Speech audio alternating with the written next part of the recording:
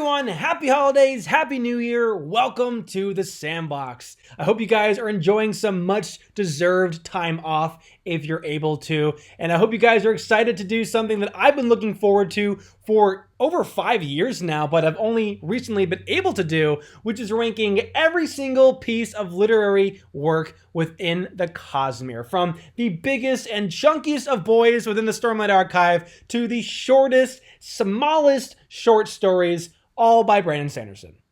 So I actually did something like this a couple years ago with the Harry Potter covers. There's a lot of them, but we're not doing the covers this time. We're doing the actual books themselves with my favorite series of books ever written, and probably for the end of time, because I just don't see how anyone can top this. But yeah, I'm really looking forward to this, and hopefully the kind of more laid back vibes during the holiday time. It's just easier to connect with you guys, and for you guys to kind of get me a little bit better and, understand, get to know my personality a little bit more. This is trying to be me Trevor off screen more than Trevor on screen, or the Sandbox on screen. Yeah, I hope you guys are excited for this one. I will say that I had trouble finding a tier list maker for all the current Cosmere books after the year of Sanderson 2023.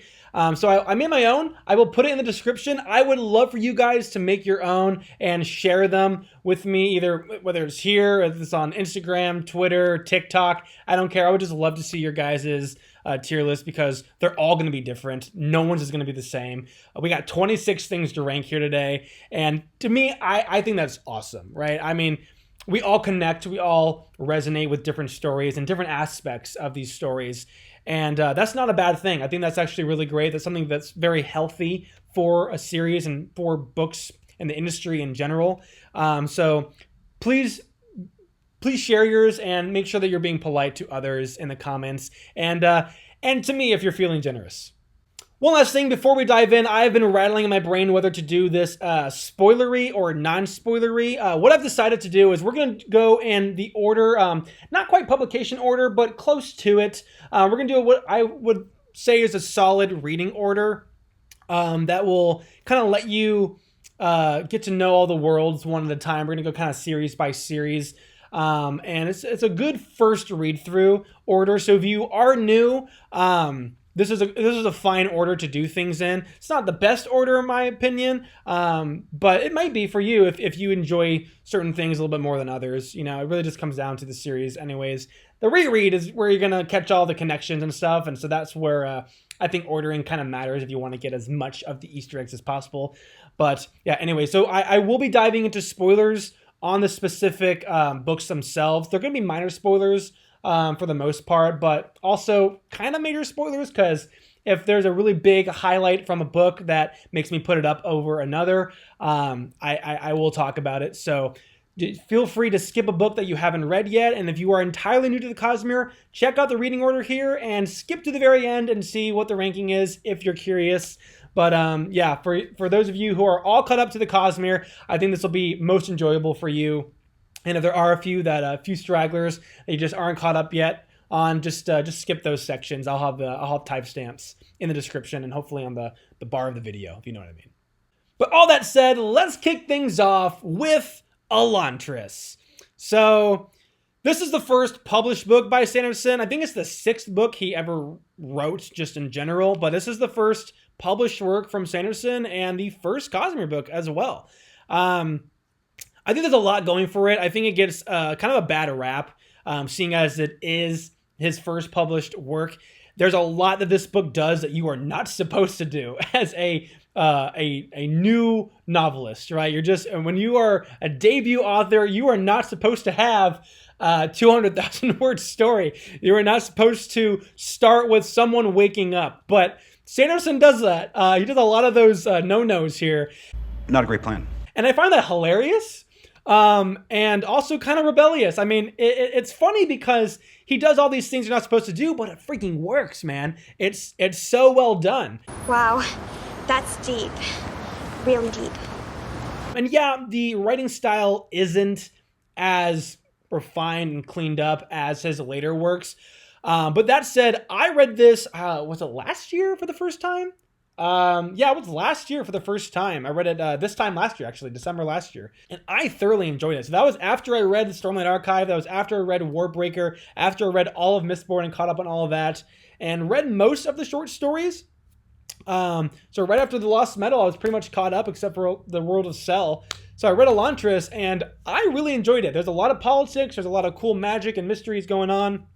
And while not all of it lands, as well as it could have, I do think the book reaches the potential given the circumstances, given it is his first published work. It is the first book within the Cosmere before he was really fully committed to the Cosmere.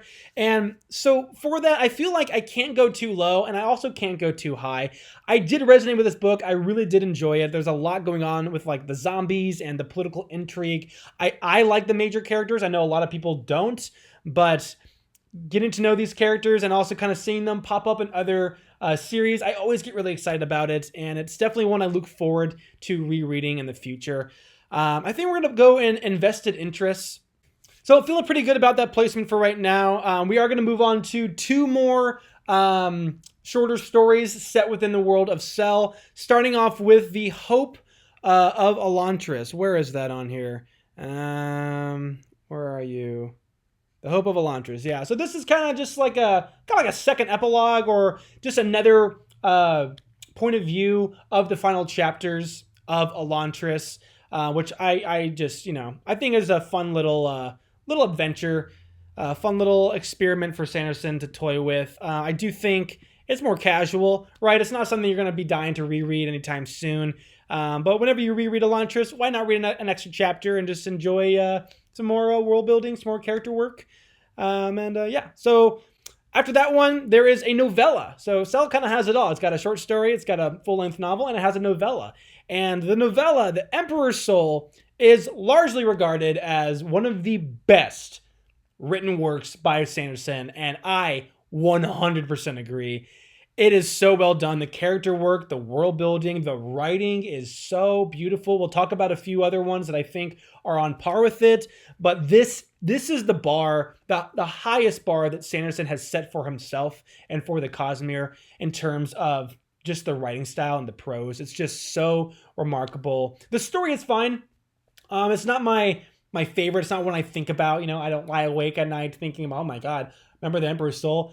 It's not that for me, but I have to applaud how well written it is, how well realized it is for the world of Cell. And some of the characters, some of the magic does appear later on in another series set within the Cosmere. And getting to see more aspects of it, it definitely builds that intrigue, and you want to see more of this side of Cell. And again, so the novella does everything it's supposed to do for the most part, and it's superb. It's superb.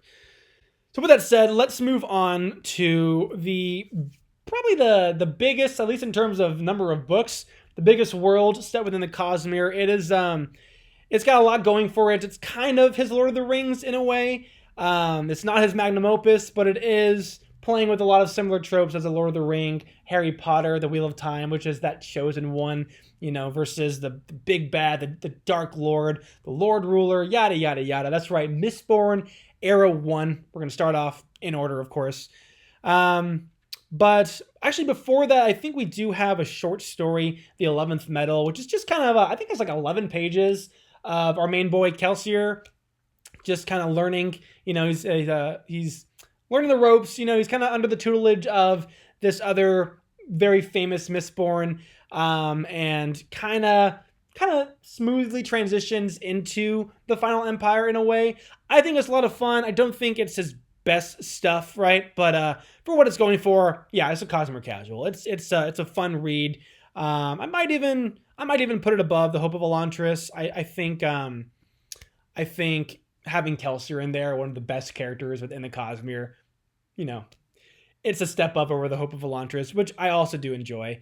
But But starting off with the first real book within Era 1, we have the Final Empire. And, as I was saying, Mistborn is super influential, super important for the rest of the Cosmere. All the other books go by the timeline of Mistborn. We go by Era 1, Era 2, and so on and so forth. Even the newest secret projects from the year of Sanderson, we are talking about them as probably Era 4, right? So yeah, this is a very important series, and the Final Empire, I think he had to nail it, right? For Sanderson to have become as successful and as well known, well regarded as he is today, this one he kind of had to hit the nail on the head, and he absolutely does. The Mistborn, the Final Empire is probably one of my favorite stories from the Cosmere, from Sanderson.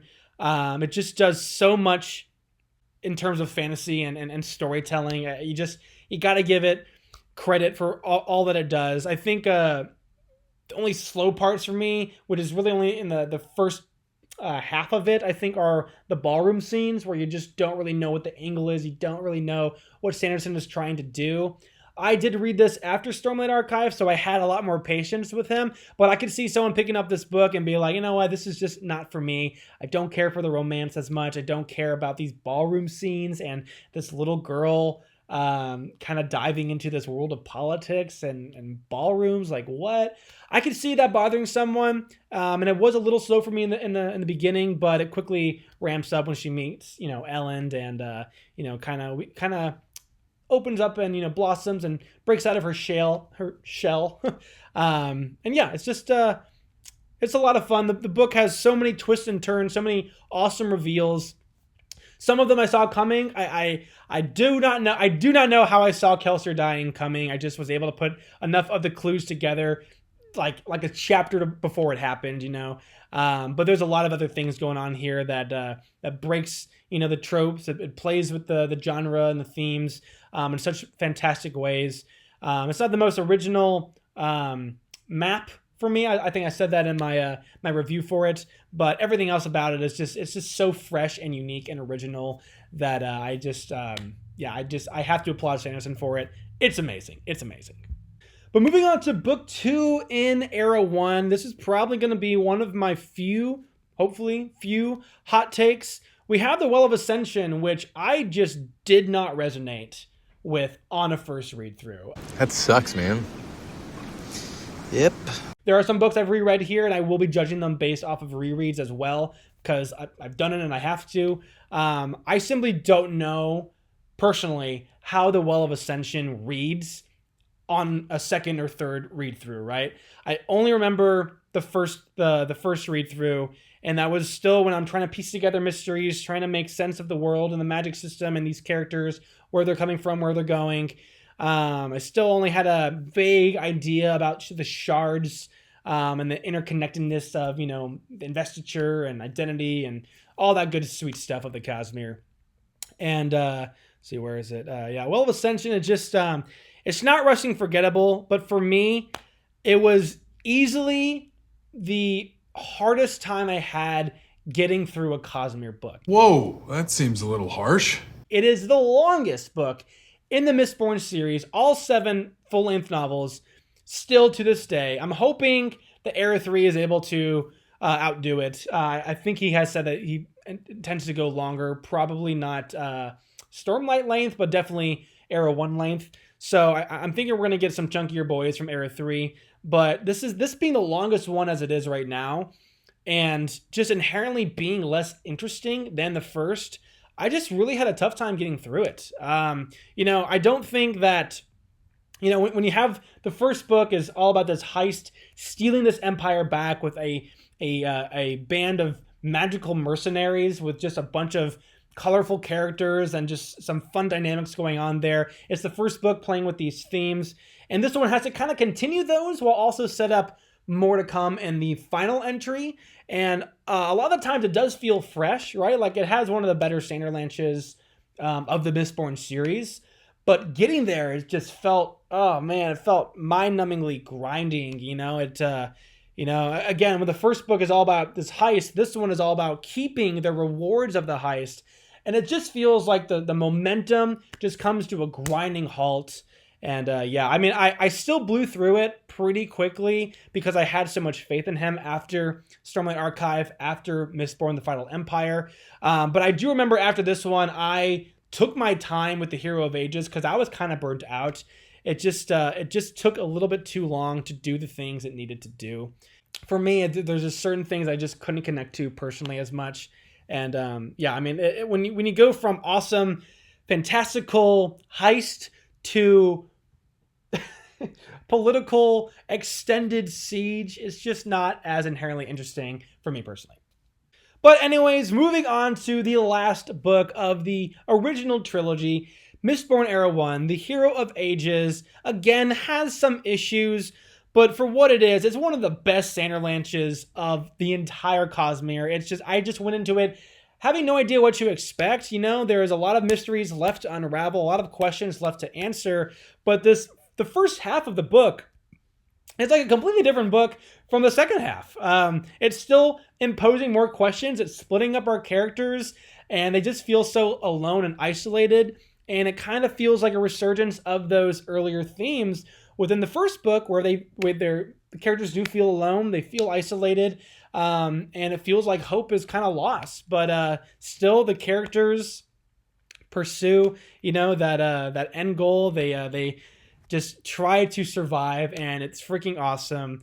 I definitely liked it more than the Well of Ascension, but I think Mistborn: The Final Empire is almost the entire package, and it just doesn't come quite as close to that one as it does, or as it does for some people, I hoped it would. But yeah, I do think that it is storming brilliant.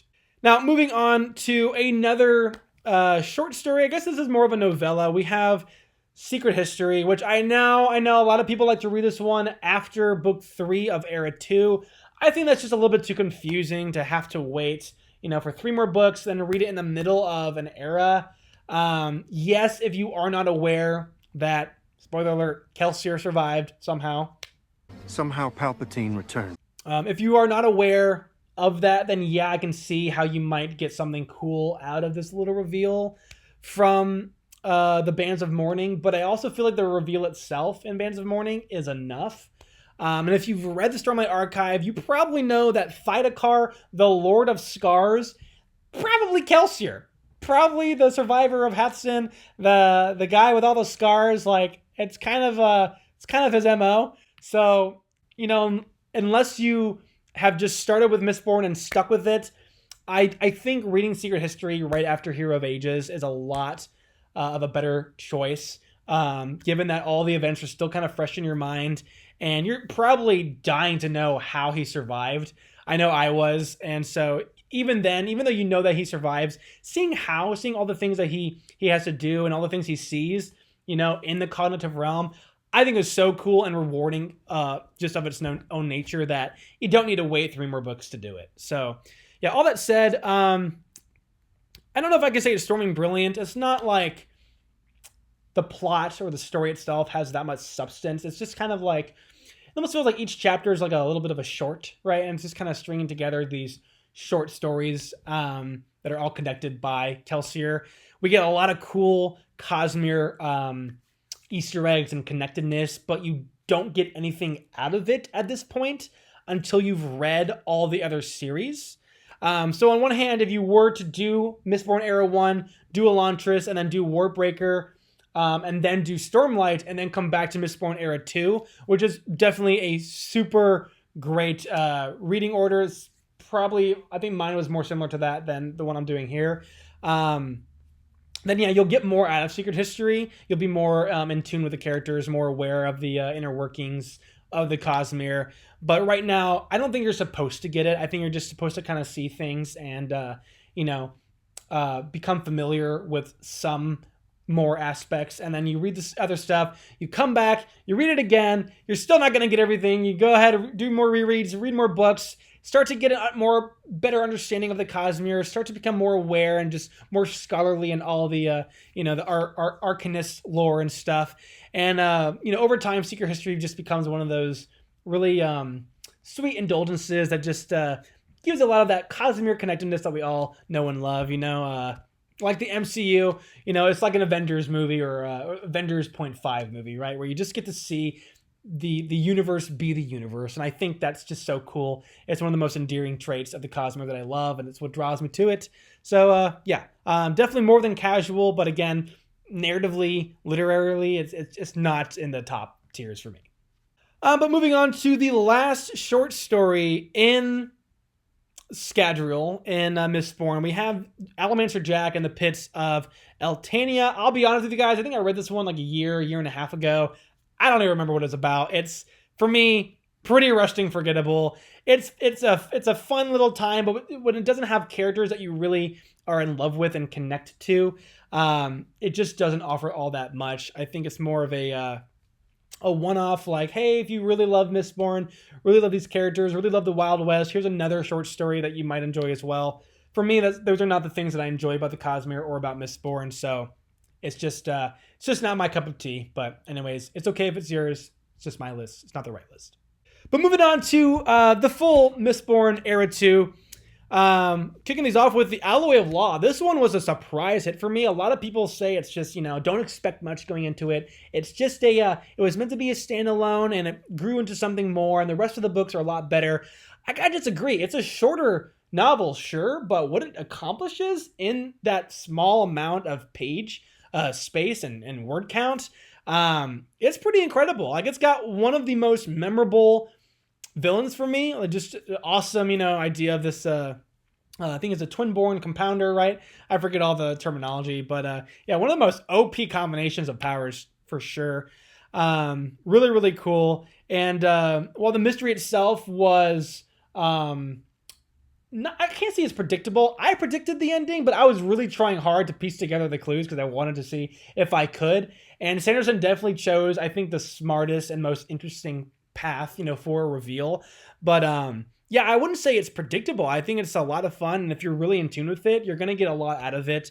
I like the shorter, faster pace. I call them popcorn books, right? I like those shorter, faster paced stories, and this one does all the things that those should be doing, kind of like the Dresden Files. But you get more Scadrial, you get more of the shards, with Harmony, you get more of the magic system, and more of the Cosmere. It's a really fun time. So yeah, I think this one, again, it's not a full effort from Brandon Sanderson, like Elantris or The Final Empire, but being a short popcorn book, it's going to be towards the top of the invested interest for me. Not quite Storming Brilliant, but yeah, it's a B+ for sure, Yeah. Anyways, moving on, we have Shadows of Self. Now this one just steps it up entirely. It's a whole new ball game with Shadows of Self. Alloy of Law has some darker stuff going on, but again, it's very light, very bright, very just a fast-paced, fun little mystery story. This one is dark, and the more I think about it, I can't remember a lot of the events. I can't remember a lot of the specific scenes, because for me, this one just flows better than any other book I've read from Brandon Sanderson. I mean, it just feels like one long scene. To me, it really does. Even though we have different POVs, we have different, story elements going on, they all come together so miraculously for me. And it has, if not the biggest, easily top 5, like one of the biggest emotional punches to the gut of the entire Cosmere. The reveal of the end blew me away and easily deserved, made the book deserving of a 9 out of 10, just with that reveal, that one moment alone. I had a lot of fun with it. It's going to go in Storming Brilliant. Again, it's a shorter book. It's longer than the Alloy of Law, but it's still a popcorn book in my opinion. It's a fun mystery. It's dark. It's gritty. It's using the things that he has set up in Scadrial and in Mistborn, but it just has so much going on with Wax's crisis of faith. His kind of falling out with Harmony, and that reveal with the Conjurer, whose name I'm forgetting right now, but yeah, that reveal is just something else.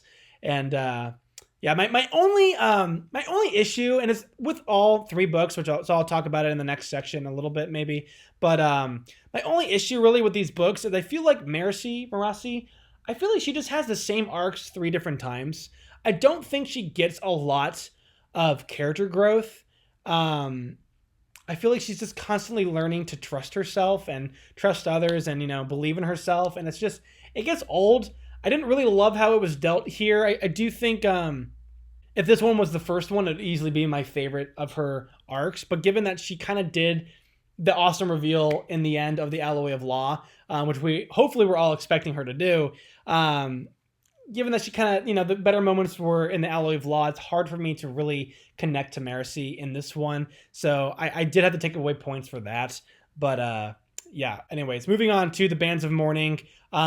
Same issue with Marcy, but we get a huge adventure. While Shadows of Self is more self-contained in Elendel, and the world building, has to do with the districts and, the politics of the city itself in this current era. The Bands of Mourning branches out. We get to see a lot more of the world. I mean, the map literally kind of opens up, I think, with this one. We get to learn about the Northerners, right? Or was it the Southerners? I can't even remember. But you get to learn there's other people in this world. We get to go to these other locations kind of outside the bustling metropolitan area. And there's some really cool pieces of world building in it that I really enjoyed. We have not a better villain, but definitely a higher utilized villain for the series, right? Like the Conjure and Shadows of Self is, again, very self-contained story. Bands of Mourning opens it up and kind of returns to that larger overarching story with the suit, with the new god of Trell and the mythical Bands of Mourning, right? Which kind of goes back all the way to the Lord Ruler and Kelsier. So yeah, anyways, really enjoy this one. There's just a lot going on with it that there's so many different things for me to connect with it versus the Shadows of Self. So I am going to put it higher. Steris is a breakout character here. I fell in love with her in this book, and seeing the fallout of Wax and Harmony and how that affects him and his choices in this book, I also found riveting to read as well. So yeah, a lot of reasons to put it higher. But if you have Shadows of Self above it, I don't blame you. They're both pretty equal to me. I do have them at 9, but Bands of Mourning is going to get that slight edge. But then we're going to finish things off with the last book, Book 4 in Mistborn Era 2, The Lost Metal, which, guys, I freaking loved. Again, it is kind of a popcorn book with just a very fast-paced story, but there's a lot of emotion. There's some just riveting action. There's a lot of Cosmere connectedness. It's just so much fun. It is on par with the Final Empire for me, but for just a bunch of different reasons. I mean, yeah. So it just does what you want a connected Cosmere book to do. I think at this point, Brandon Sanderson said, hey, the gloves are coming off. I wanted to keep these things separate for as long as possible. Didn't want to alienate readers, but I also want to reward readers, who are loyal to the series and are keeping track of the different plot lines and characters, and want to give them some more nuggets of connectedness. And this one just knocks it out of the park. I loved it. I can't wait to reread it in the future. But yeah. Moving on to another world. We're going to take a quick break with the big series before we move on to another one. We're going to do what is currently a one-off, Warbreaker, on the planet of Nalthis. Now, this one, probably another hot take of mine. I did not resonate with this one like most people do. Oh, that's awful. I think the first half of the book, kind of like the Hero of Ages, is just too slow. It takes too much to get into it, especially on the first read through. It's got so many different characters, so many different plot lines to follow, and they all kind of pick up at different points in the book, which I think is good. But until you're kind of aware of more Cosmere connected things, until you're more aware of how these plot lines play together, it's hard to get excited about it, right? Vivenna is so standoffish as a character. She feels so distant. You just can't connect with her as much as you should, considering that she is, I think, if not the number one most followed point of view character. She's like top 2 at least, I think. She and Ciri are pretty close together, and Lightsong as well. But yeah, Vivenna just doesn't get interesting until that big twist with the mercenaries and her time on the streets. And until she really, accepts the truth, of this world and of her life, right? It's hard to get invested with it, right? That said, on a second read through, which I just reread this a few months ago back in August, but yeah, this, it's a good book. It's really good. It's some of Sanderson's best writing, for sure. The characters are really, really fun on a reread through, and the story and the world is just, it's not one that, while I'm in it, it's not one that I'm like, oh my God, I cannot wait to read the next section. Although there are definitely moments like that. But it's just one of those worlds that the more I think about it, it makes me happy. I'm just like, oh yeah, that's such a good book. I want to do it again. And then I think about it, I'm like, not really. But it's just got that it factor. It's got that X factor that puts it above the rest in a lot of areas, a lot of components. So I'm very split on it, but I will say that I resonated with Elantris more than this one. And given that it is one of the longer books, I think it is another 200,000 book. The Final Empire, Elantris, Warbreaker, all pretty similar page length, word count. Even then, it's not one that I got through as quickly. It did not resonate with as much as Elantris or the Final Empire. But yeah, all that said, I still really enjoy it. It's doing a lot of things that are really interesting, like the reversals of tropes and similar themes that he used in Elantris and Mistborn: The Final Empire. If you have read the book already and you plan to do a read through, you absolutely have to follow along with his chapter annotations, where he just kind of talks about behind the scenes stuff, things he's trying to do. Kind of gives you an inside, look into his writing process and the struggles, kind of like the making of the book, right? They're all free on his website. You can check them out. But there are spoiler sections that he has warnings for, but there are also a few things where he just drops the spoiler out of nowhere. So don't recommend this to your friends who haven't read the book yet. Just recommend it to people who are planning on doing a reread.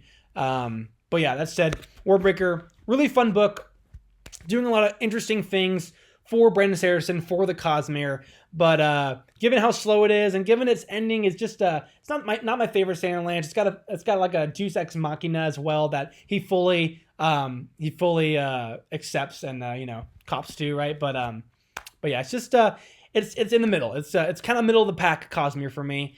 If it is one of your favorites, I can't blame you at all. I know why, but those things that you are connecting with the book, those are not the things I look for. So yeah, anyways.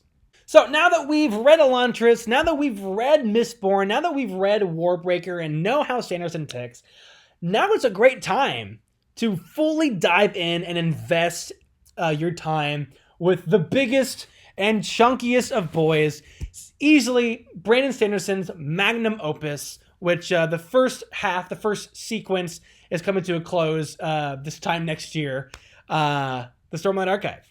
So, starting things off, this is actually my entry point into the Cosmere with The Way of Kings. First book I ever read from Sanderson. It took me 7 months. I'll never forget it. I was in the middle of school. I still hadn't gotten to the point where I was reading for pleasure. Reading for school and for homework definitely gets in the way of that drive for a lot of us. I do not blame you. I know that most of us had that drive with like Percy Jackson or Harry Potter. And as you go into adulthood, it's hard to find series that you can connect with as easily, that make you excited to read. But luckily, I found Brandon Sanderson thanks to my very good friend. And The Way of Kings, legitimately, guys, changed my life. It is a slow read. It is 100% the definition of a slow burn. But my God, by the end of it, you will absolutely understand why people love this series so much. You'll understand why they love The Way of Kings so much. I mean, I was going through it, telling my friend, bro, this book is too slow. This kind of sucks. I'm going to finish it for you because I love you, but I do not intend to continue the series. And by the end of it, I said, this is my favorite book. This is my new favorite book of all time. More than Harry Potter, more than anything else that I've ever read. This is the shit for me. Pardon my French. Yeah, this is just one of those books that just will change your perspective on reading. And I thoroughly enjoy it. I'm going to have to put it above Lost Metal and Emperor's Soul.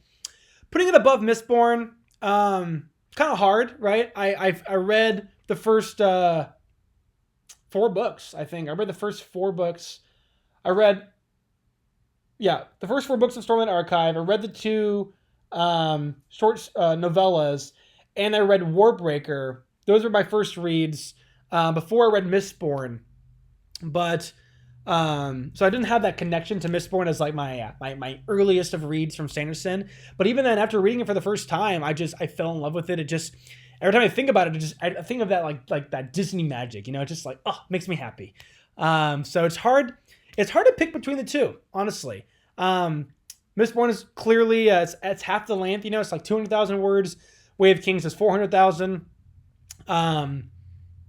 They're doing similar things, but I think for pacing alone, and given that they both kind of have the same level of, oh yeah, at the end, with an awesome reveal, epic fight, I think I will put Mistborn just right above it, but do not expect that for the rest of these books.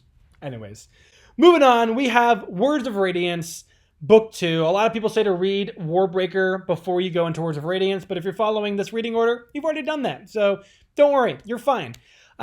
This is currently, I think, it's still the highest rated book on Goodreads at I don't even know, 4.5, 4.6, which is just, when you think about it and how many people are reviewing and how many sticklers there are out there, it's kind of insane. That's pretty nuts. Everyone's saying that, collectively, on average, this is a 9 out of 10.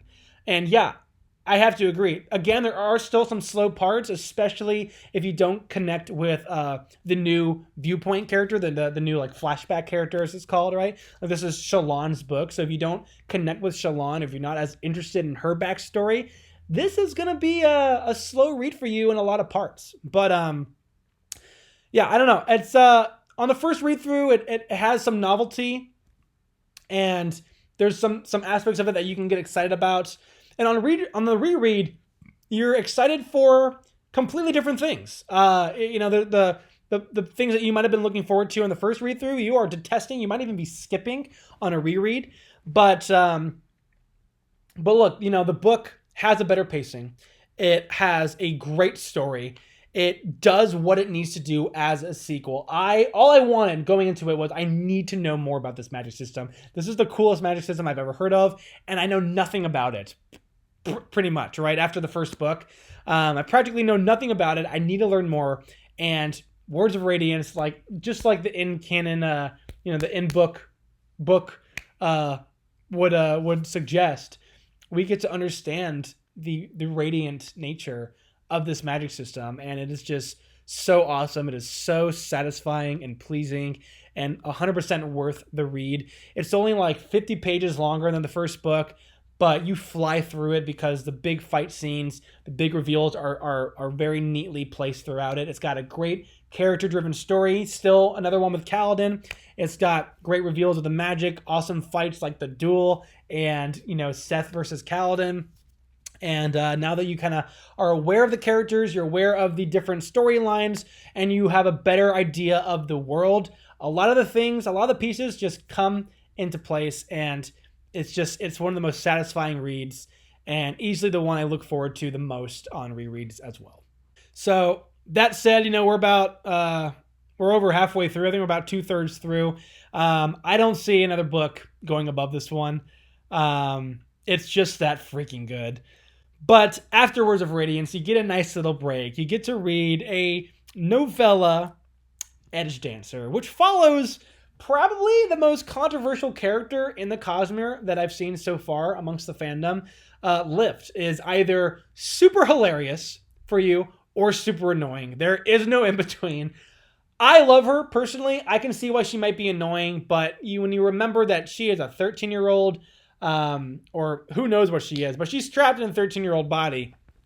And she has this very mysterious backstory that you get a little bit more of, kind of, in Edgedancer, but she's still just an enigma of a character, and it's so easy to fall in love with her, especially when you think about the ideals of Edgedancers. Quick plug, I do have a video that ranks all of the known ideals up to Rhythm of War. And I remember putting these ones fairly high. I think lifts are just so cool.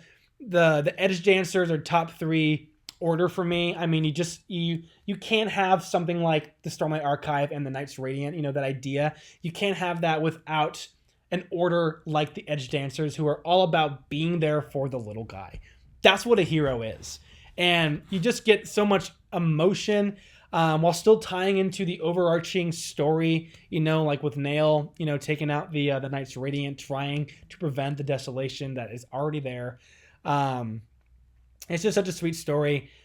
It is slow in parts. It's not one that I am ever really wanting to reread, but I still think it is certainly at least an invested interest. It's one that just makes you happy, and it's a solid outing. It's a solid outing. I think I will put it below Warbreaker, but yeah, I mean, if this one's even higher for you, I understand. If it's lower, if it's one of your least favorite because of Lift, I also get it.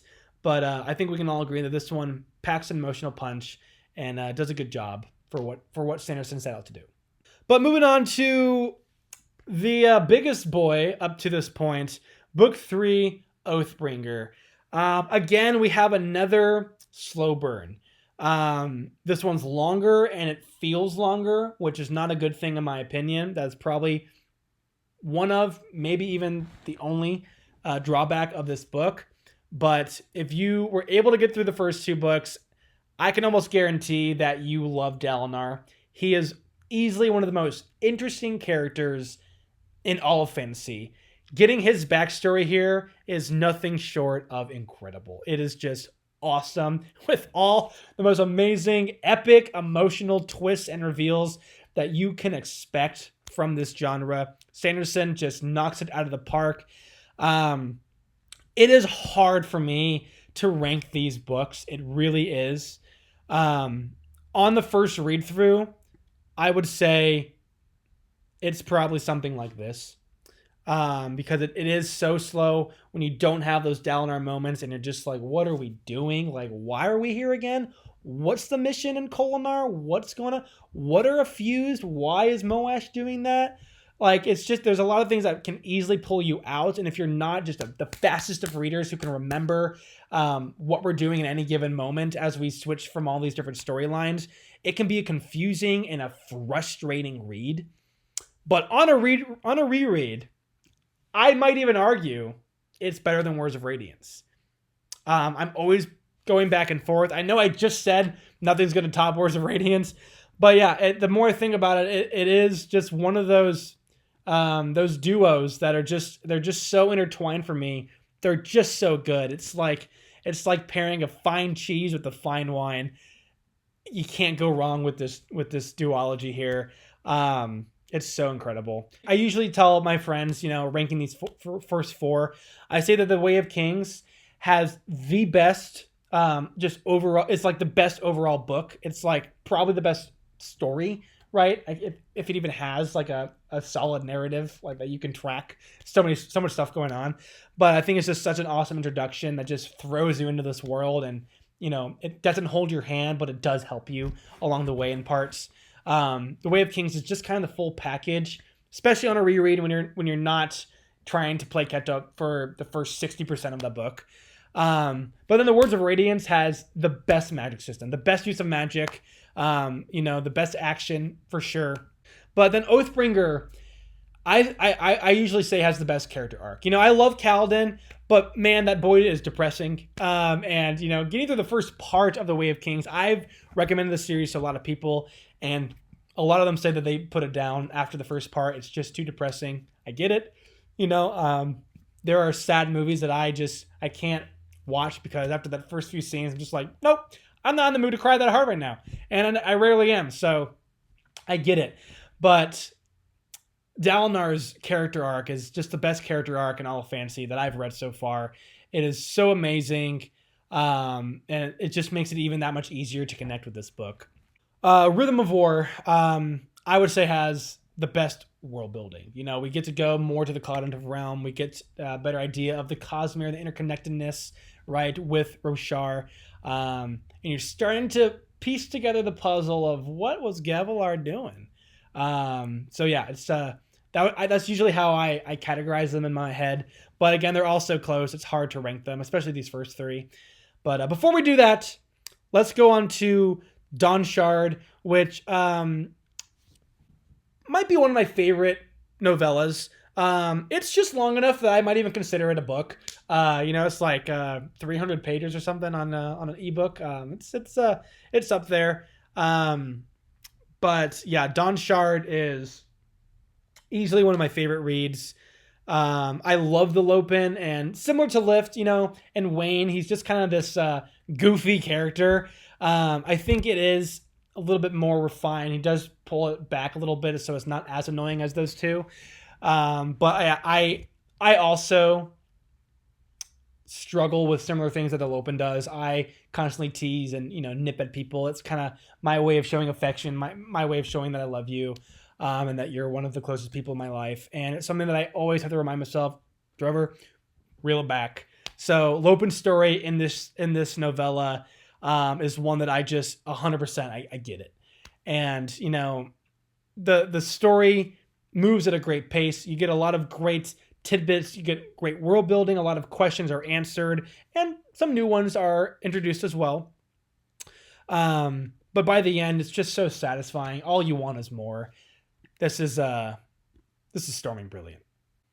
But on to the last entry in the Stormlight Archive for now. We have Rhythm of War, which again is one that I struggled with on that first read through. It's kind of like the Well of Ascension. It has this sort of stalemate. We have Kaladin doing Die Hard in the Tower of Urithiru. We have this kind of long adventure with Shallan and Adolin, where every chapter that answers a question gives a new one or two that just kind of keeps you in this state of confusion. Even by the end with a huge revelation, I'm still asking myself, okay, well, but what does that mean? Like, do we know enough to fully understand that reveal? So yeah, there's still a lot left to unpack, especially with Shallan's character, but it's still very rewarding. Shallan's character arc is beautiful. I mean, I remember tearing up with that one a little bit. And Kaladin's, it's the big moment that we were all expecting. We all knew it was coming. We knew there's no way of Sanderson getting around it. We're like, this is the book. It's happening now. You teased it in Oathbringer. Here it is. And even then, the chapter comes and I'm just bawling. I am sobbing, not able to read because my tears are just in my eyelids and in my eyes. I just can't see the page anymore. It's so beautiful. It's so well done. And you just have to give credit where credit is due. This is still a storming, brilliant book. It's just not quite there yet. I think a lot of people say that on reread, it is their favorite.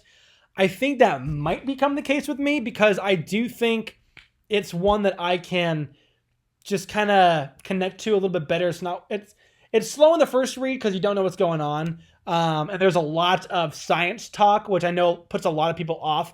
I love that stuff, but I was just so confused the whole time. Like, okay, we got Stormlight, we got Voidlight, we got anti-Stormlight, which is like anti-invest. What's going on? So now that I am a little bit better versed in the Cosmere, I am so looking forward to rereading this. It actually is going to be my second read in 2024 because I want to get ready for Wind and Truth. But yeah, it's right now, after first read, I cannot put it higher than the A tier, than Storming Brilliant, but I am going to put it at the top. So moving on, let's take another little break. We're actually going to go back in the timeline a little bit and back a few years. I think this one came out around the time that Oathbringer came out. I think right before. We have White Sand. These are 3 different volumes of graphic novels with 6 chapters each, so 18 chapters in total. And this came out, I think, 2016, right? And Oathbringer came out 2017, I believe. Yeah, sounds right. And I'll be honest. After the first volume of the original volumes, I put it down. I was just like, I'm just not feeling it right now. I'll read it later after the Lost Metal, and I catch up on Elantris and stuff because I know there might be some Cosmere stuff. There's a lot of connections, and White Sand is very important for the Cosmere story just in general. It's got one of the biggest and most well-known world hoppers with Chris, so I want to give it the due diligence it deserves. I'm not feeling it right now. I'm going to put it down. How dare you? And sure enough, right around then, they announced that the Omnibus is coming out. I'm like, oh, okay, maybe I'll just wait until the Omnibus comes out. They're gonna be fixing up some of the prose. They're gonna be fixing up some of the art a little bit. They're gonna be adding some sections. Cool, I'll read that. And I read the same first volume with the prologue, and I was not only into it, I was like, this might be the most excited I've ever been for a Cosmere novel. This rocks. This is awesome. It does teeter off a little bit after that, but the story just makes sense. It feels like something that needed to happen within the Cosmere, and I love it. And there's a lot of cool updates to the Omnibus. I highly recommend you pick up the Omnibus and read that. Wait the few months it might take. I think it's on like back order right now. If you pre-order it, it's not coming out until April on Amazon, and it might be later now depending on when you pre-order it. But guys, it is 100% worth it to read the Omnibus and not the volumes. I have leafed through each kind of like, page by page to see the differences, and there's just a lot going on. Like there's one scene where it says he pulled on the sands and slid them across, and then in the Omnibus it says he connected, like capital C bolded, connected to the sand and commanded it to move. Like it's got more of that Cosmere terminology that reminds you like, oh yeah, this is a Cosmere book, and you never forget it with the Omnibus. It's really, really cool, really well done. I commend the efforts of the writing team, of the artists here. There is still like one chapter that's just in an entirely different artistic style. I think it was chapter, was it 12 or 6? It might have been 12. I think it was the last one of the second volume. Really weird for that. I don't know what the reasoning is for that. I've looked into it and wasn't able to find anything. But that said, I can't remember, the last time I was that enthralled with the Cosmere story. Probably Stormlight, honestly. I want to put in Storming Brilliant. It still does have some narrative things that hold it back. It is a graphic novel, so it's hard to compare with other things. But I think Towards the Top of Invested Interest makes sense. And maybe on a reread, I might even put it up one to Storming Brilliant. I really like it. It's not going to be everyone's cup of tea.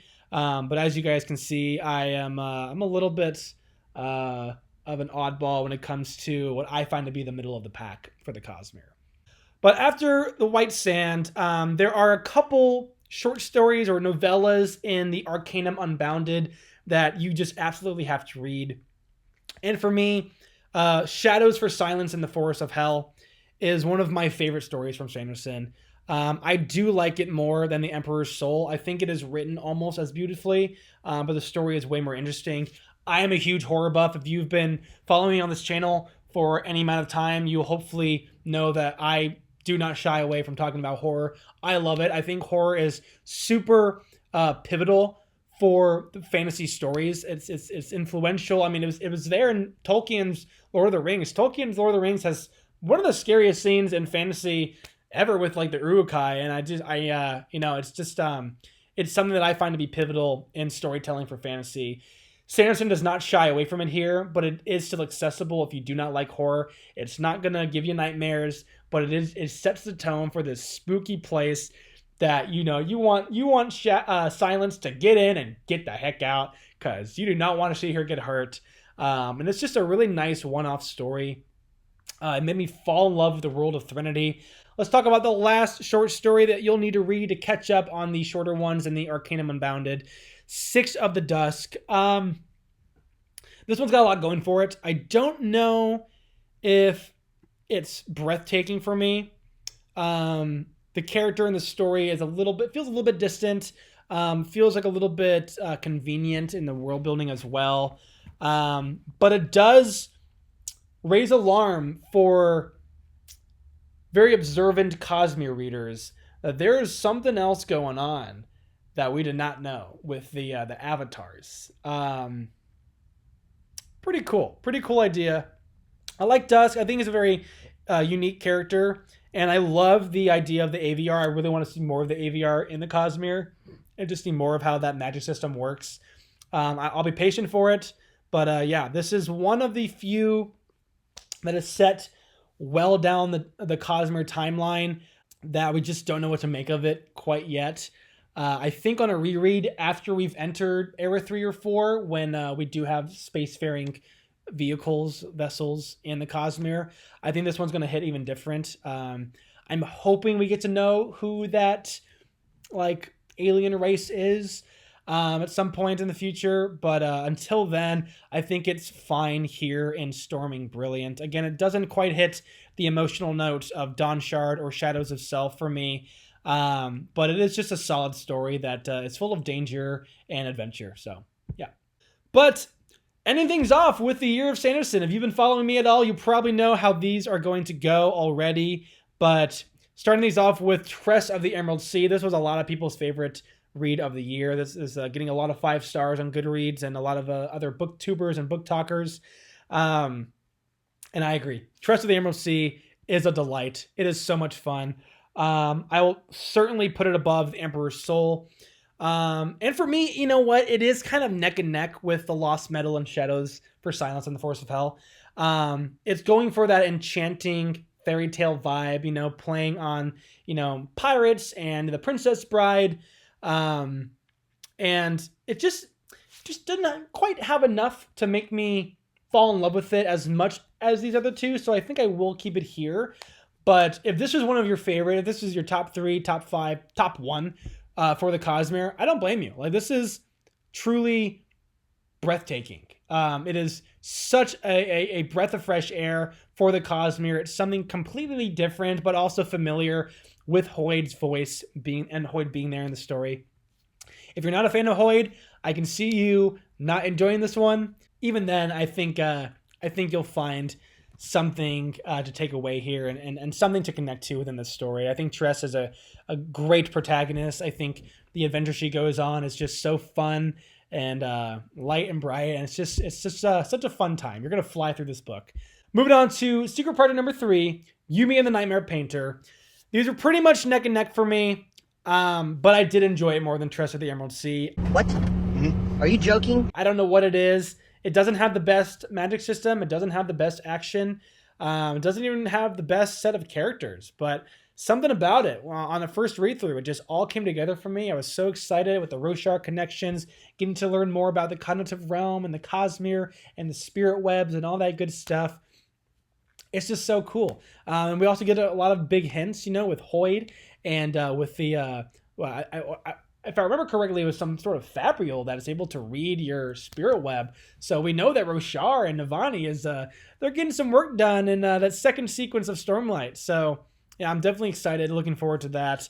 But as for Yumi the Nightmare Painter, it's just one of those books that just came together so beautifully for me. Like I said, this is one of the books that I think is on par with the the Emperor's Soul in terms of writing style and prose. It's so beautiful. It's a gift to his wife. That was the original intention from Sanderson, is just to be a gift to his wife. But yeah, this is a gift to us Cosmere fans as well. And you know what? Now, the more I think about it, I probably will put it above Shadows of Silence for the Force of Hell. It's just got a little bit more going for it. A little bit more of an enjoyable read. They're pretty much neck and neck for me. And maybe it is recency bias. But yeah, I just like them kind of being layered out a little bit more. Just having some separation from these IPs. So yeah. But finishing things off, guys, with the last book on this tier list and the most recent Cosmere novel from Brandon Sanderson, we have The Sunlit Man, which is basically Stormlight 5.5, 10.5, who knows? This is set so far down the Cosmere timeline, probably the furthest one yet. And it's a lot of fun. It kind of fits with Dawnshard for me, if I'm being honest. It's not like Tress or Yumi where just everything came together. It is like a popcorn book, which, as I said, it's hard for me to put those in my S tier. Except for something like The Lost Metal, where it's just got so many other things going on with the connectiveness. But the story here, I had moments where I wasn't as invested. I had moments where I felt a little slow, wasn't as excited to read this chapter. It was kind of hard as well. I mentioned in my review, it's hard to visualize some of the action scenes, some of the battles as well. And it just didn't feel as, not unique, but just didn't feel as creative in parts. We've seen Sanderson when he's just at his A game. And it didn't feel like his, I guess I should say, S game. It didn't feel like it was just him at his best. It felt like it was him doing another solid book that I was easily able to get excited about. And it's got a lot going for it, but I think I do like it here with the rest of the ones in Storming. Brilliant. So with that said, let's run through these one last time and see if there's anything I might move around. Sunlit Man and Dawnshard. You know what? I think I am going to put Dawnshard ahead of it. That makes a lot of sense to me. I just reread Dawnshard and it kind of confirmed a few things for me. I really love it. Probably more than these two. So I think this will be the only move that I make. And the invested interest, Elantris, I really like at the top and White Sand right after it because I was surprised by them. I did not expect a lot. People do not talk well about those books. But I just connected to them right away. I loved them. Secret History and Alloy of Law. I think I might put Alloy of Law ahead of it. Secret History. Again, it's just a quick popcorn book that does what it needs to do. Secret History is a little bit more distant and discombobulated with its chapters and the story it's telling. It's enjoyable, but yeah, not quite up there. And you know what? I'll probably throw Warbreaker up there as well. An Edgedancer versus Secret History. These are pretty much on par. This one is more of a emotional journey. It has more of an emotional satisfaction element, right? Whereas Secret History is more about, the connectedness of the Cosmere, which is one of my favorite things. So I think I will leave it at this. But yeah, Edgedancer is solid. I don't want you to think I dislike it. It's just, it's competing with, the best of the best from Sanderson, in my opinion. And then, yeah, 11th Metal, Hope of Elantris, Well of Ascension. I think for just the amount of effort put in, we're going to have to put it here. Maybe Well of 11th Metal, but it's just such a quick thing. It's low effort, but it's also a lot of fun. Yeah, it could go either way. But, yeah, I'm liking this list. I definitely think it makes a lot of sense to be leaning more towards the breathtaking, right? This positive leaning histogram kind of going on makes sense to me given how much I love the Cosmere, how much I love Brandon Sanderson, and how much I love these stories and these characters. But yeah, like I said before, guys, please do not hesitate to use this tier list maker. This is what it's been made for, aside from this video. I would love to see what projects, what books, what stories, what characters you connected with more than others. And yeah, like I said, no one's is going to be same. There's not going to be two of the same tier list, especially when you have 26 different stories going on. They're basically like snowflakes. So be courteous, be polite in the comment section if you're going to share yours. Don't put someone down. Again, we're a community. We're all fans of the same thing. There's no reason to beat each other up. But as for now, that's it for me. I hope you guys enjoyed this kind of more relaxed video ranking our favorite books out there. Leave a like if you enjoyed the video. Comment what you agree with, what you disagree with. Comment your ranking if you have the time. I know it's 26 books. But if you just want to give your top 5 and bottom 5, that would be fine as well. I look forward to seeing you guys in the future. If you do want to know more of my thoughts, more in detail reviews on any of these books, I have reviews for all of the major full-length stories, all the official novels, except for the first 3 Stormlight Archive. But given where they are, I think you know how I feel about them, and hopefully I was able to impart some of my my opinions in this video to detail that enough for you guys for now. But as always, thank you guys so much for tuning in. Again, happy holidays, happy new year. I will see you all